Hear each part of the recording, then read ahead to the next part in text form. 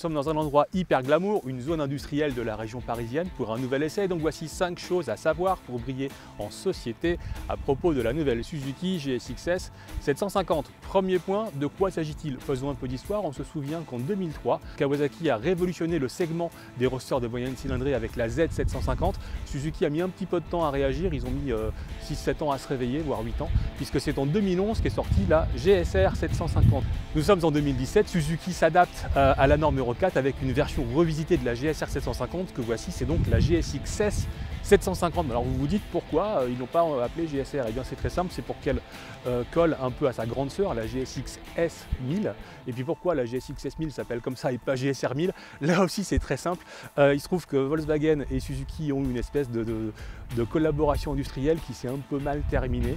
Et il y a une légende qui dit qu'en fait Volkswagen avait déposé le nom GSR sur des coccinelles en 1973, c'était des coccinelles sportives jaunes à capot noir, et que le fait que cet accord industriel n'ait pas eu lieu, Volkswagen a dit à Suzuki, GSR c'est à nous, donc vos motos, vous les appelez différemment.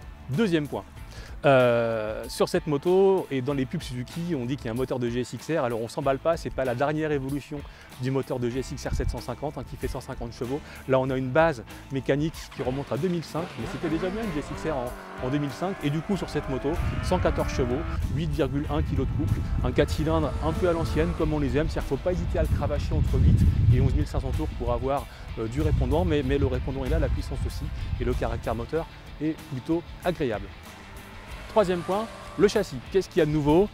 La fourche, elle passe de 43 à 41 mm de diamètre, bras oscillants en aluminium, et nouveau frein. On sait que les freins c'était un peu le point faible de la GSR, donc là on passe sur des étriers radio 4 pistons, de quoi lui conférer des aptitudes plus sportives.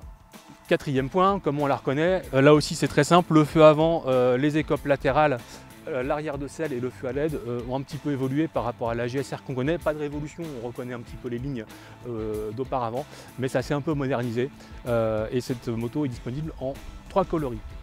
Cinquième point, l'électronique. Désormais, ça fait partie de la dotation de toute moto qui se respecte. Donc on a les fondamentaux Suzuki, le low RPM, c'est-à-dire on lâche l'embrayage, le régime moteur monte un petit peu, ça permet de décoller en douceur. L'Easy Start, une seule pression, la moto démarre. Tableau de bord complètement digital, et puis surtout, par rapport à sa concurrente, la Kawasaki Z900, eh bien, la GSX-S 750 embarque un contrôle de traction réglable sur 3 niveaux et puis déconnectable.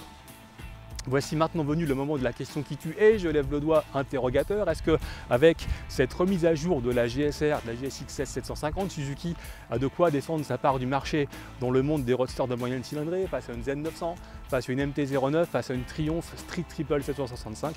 Et bien pour le savoir, je vous incite à lire l'essai complet sur le repère des motards.com.